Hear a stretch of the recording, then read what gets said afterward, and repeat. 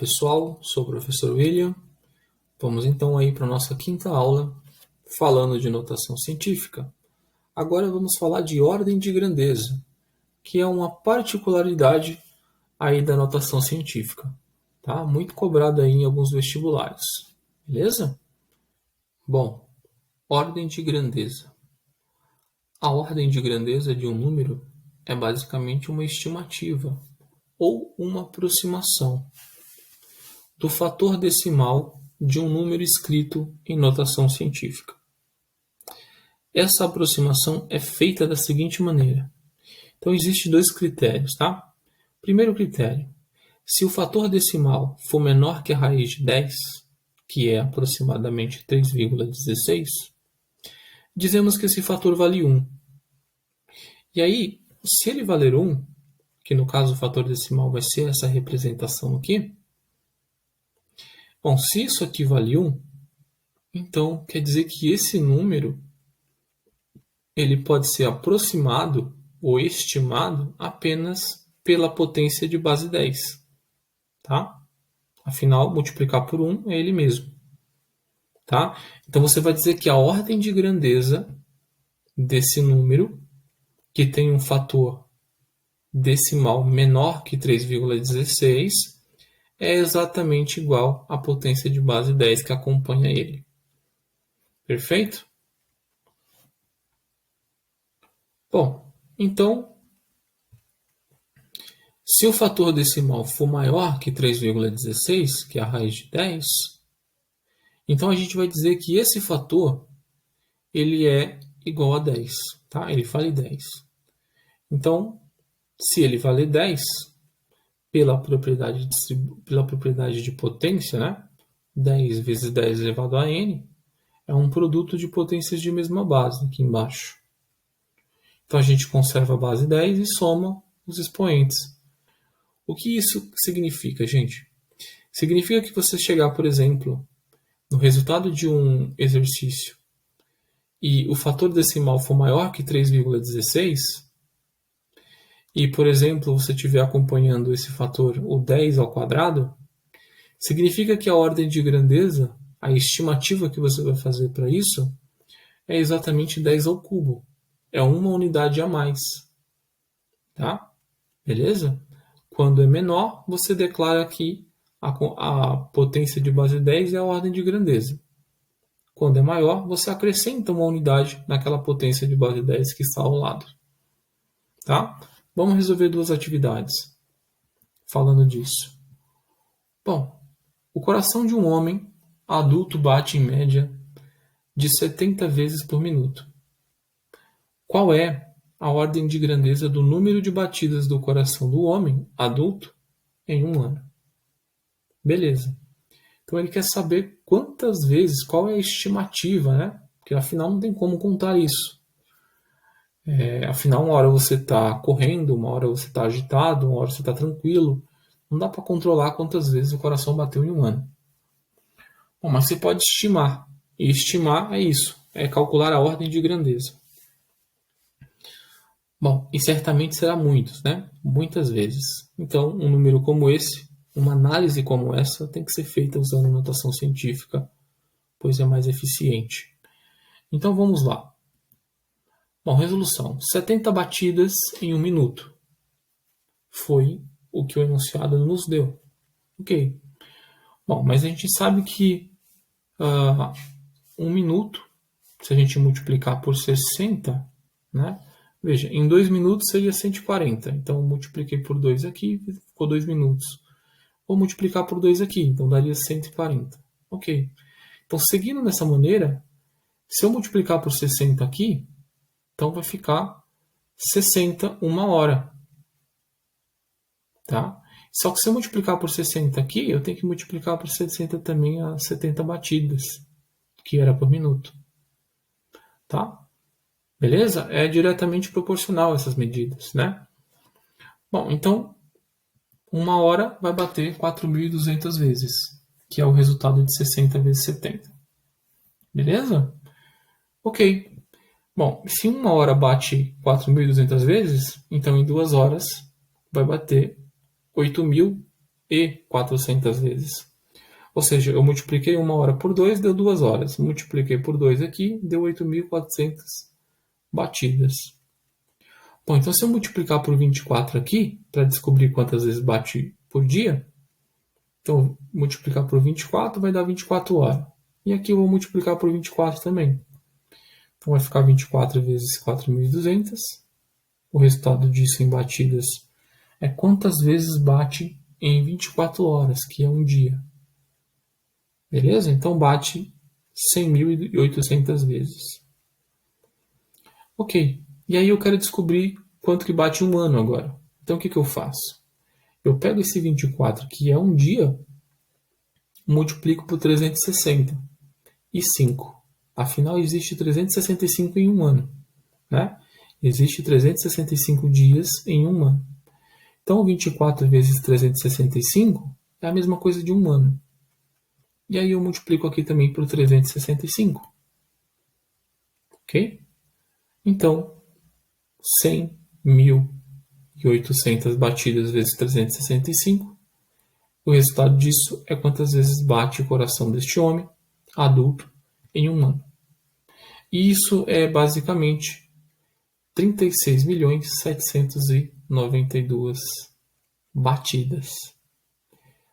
Beleza, encontrei quantas vezes uma estimativa boa aí para quantas vezes bate o coração desse homem adulto. Mas eu quero a ordem de grandeza. Se eu quero a ordem de grandeza, então eu tenho que transformar isso em notação científica. Bom, 36.792.000 em notação científica. A gente imagina o 10 elevado a zero do lado, igual a gente viu na primeira aula. E aí desloca a vírgula, né? Lógico. E também percebe que a vírgula de um número inteiro está aqui, né? Opa, aqui ela aqui. E aí percebe que eu tenho que deslocar essa vírgula 7 casas para a esquerda. Ó, 3 aqui, 3, 7 casas para a esquerda. Deslocar 7 casas para a esquerda é somar 7 unidades aqui. Ok, então 3,6792 vezes 10 a sétima já está escrito em notação científica esse valor. É esse total de batidas que o homem faz por ano, tem por ano. Ok, esse fator 3,6 é maior que 3,16, que é a raiz de 10? Sim, é maior. Então eu vou considerar como estimativa e ordem de grandeza essa potência aqui, só que mais uma unidade no expoente. Afinal, esse aqui é maior que 3,16. Ou seja, a ordem de grandeza aqui é 10 à oitava. Tá? Portanto, como 3,6 aproximadamente aqui, ó, é maior que a raiz de 10, que é 3,16, então a gente declara que a ordem de grandeza, a aproximação, a estimativa melhor a ser dada é 10 elevado a 8. Tá? Batidas por ano. Ok, gente? Show de bola. 10 elevado a 8 é a mesma coisa que 100 milhões. Tá? Veja que é uma estimativa muito grosseira, né? A gente viu que dá 36 milhões e a estimativa está dizendo que dá 100 milhões, a ordem de grandeza. Então é isso mesmo, tá? Não se preocupem, é exatamente isso. A ordem de grandeza é uma estimativa grosseira, tanto para mais quanto para menos, em alguns casos. Bom, exemplo 2. Supondo que um grão de feijão ocupe o espaço equivalente a um paralelepípedo de dimensões meio centímetro de comprimento, meio centímetro de profundidade e 1 centímetro de altura. Tá? Lembrando que um paralelepípedo, gente, é uma espécie de caixa, né? É a geometria tridimensional. Você deve ver isso aqui lá no 7º ano. Tá? Então aqui pode ser comprimento, aqui profundidade da caixa e aqui a altura da caixa. Sabendo disso, qual é a ordem de grandeza do número de feijões contidos na capacidade de 1 litro? Esse é um problema que vai dar muito rolê em muitas propriedades importantes que a gente tem aí nessas relações. Ele é muito interessante, tá? Bom, então vamos a ele. Resolução. 1 grão de feijão equivale ao volume desse paralelepípedo. Foi assim que foi dito no enunciado. Daí você tem que saber o quê?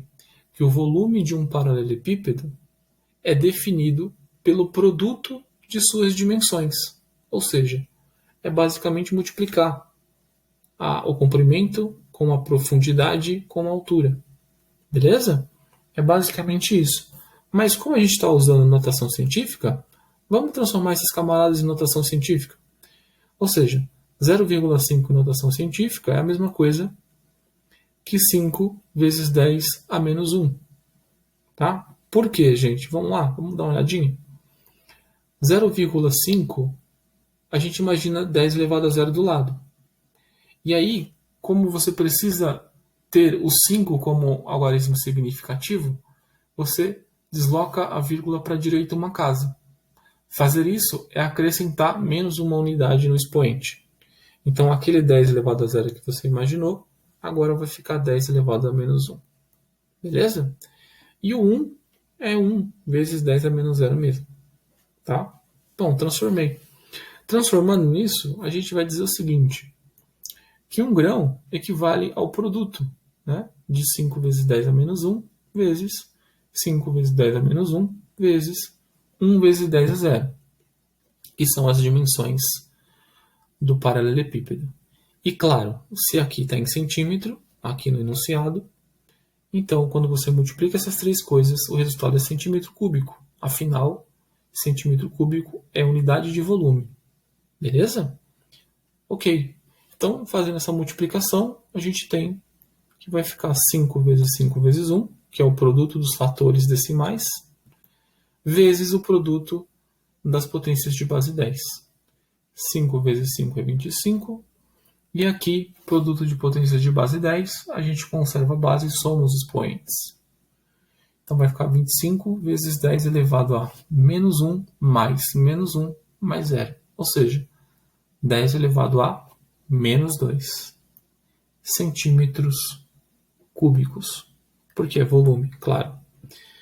Ok, então um feijão, ele tem aproximadamente, claro, ele ocupa, né, 25 vezes 10 elevado a menos 2 centímetros cúbicos de um dado espaço.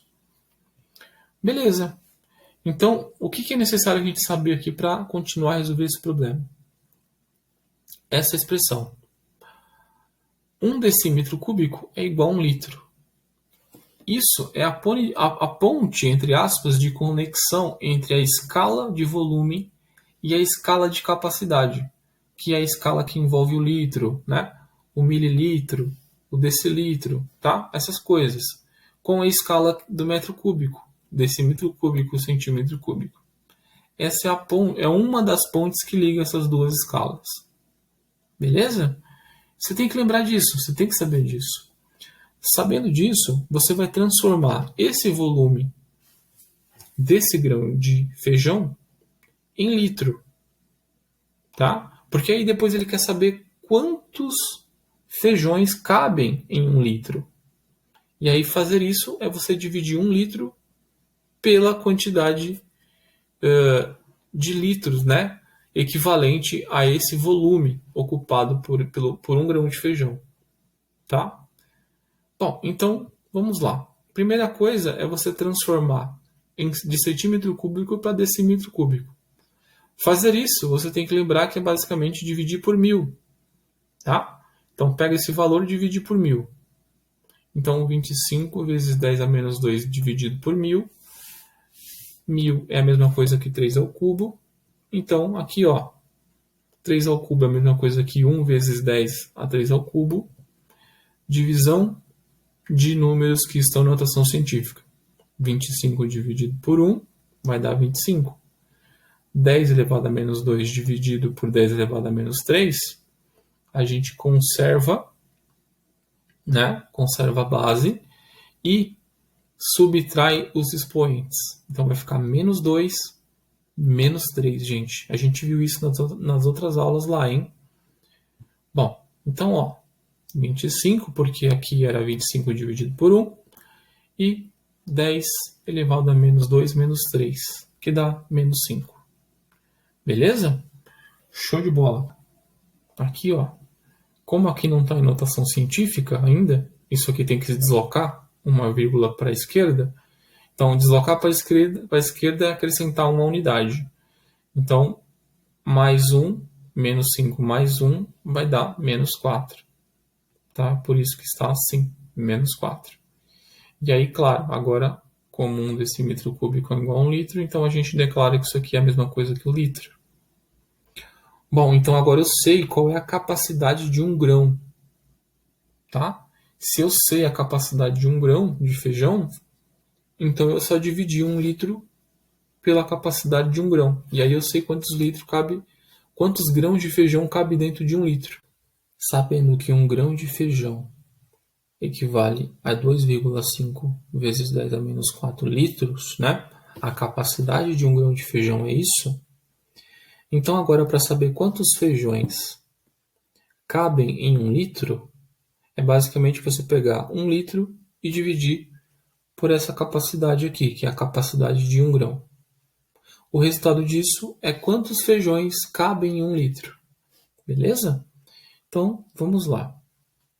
1 litro dividido por 2,5 vezes 10 a menos 4 litros é igual a... Perceba que aqui já não tem mais o símbolo de litro, tá? Afinal, o que a gente vai encontrar com essa divisão é uma quantidade de feijões. Quantidade, tá? Contagem. Então, lógico, não faz sentido mais ter litro. Essas coisas são canceladas. Bom, então 1 é a mesma coisa. 1 litro. Esse número 1 a gente vai transformar em notação científica, vai ficar como 1 vezes 10 elevado a 0, dividido por 2,5 vezes 10 a menos 4. Fazer essa divisão é dividir os fatores decimais e, em seguida, dividir as potências de base 10. Cuidado, porque potências de base 10 na divisão conserva a base e subtrai os expoentes. 0 menos 4, perceba que vai ficar positivo, tem regra de sinal, hein? Olha lá, 1 dividido por 2,5 é 0,4. Conserva a base, subtrai os expoentes, vai dar 0 menos 4. Ou seja, vai dar 10 elevado a 4. Dá 4 positivo. Ok? O fator decimal é um número menor do que a raiz de 10, que é 3,16. Ok? Então aqui a gente já pode declarar que a ordem de grandeza, ou seja, a estimativa de quantos feijões cabem em 1 litro, é basicamente a potência de base 10, ou seja, 10 a quarta. Ok? 10 a quarta. Você pode falar assim, professor, mas o número não está em notação científica. 0 não pode ser algarismo significativo.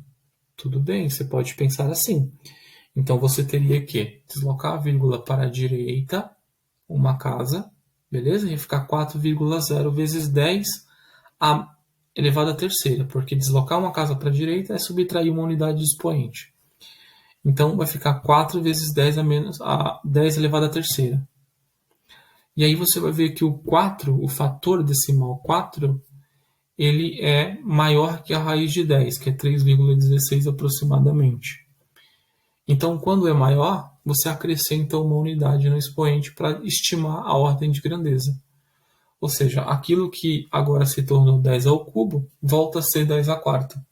Ou seja, realmente é 10 à quarta. Então é isso, gente. Forte abraço a todos, tá? As próximas aulas vou fazer aí mais atividades, resolvendo problemas envolvendo notação científica. A parte teórica já foi toda elaborada. Agora é ganhar habilidade em resolver situações, problemas com essa notação. Ok? Abraço, bons estudos para todos.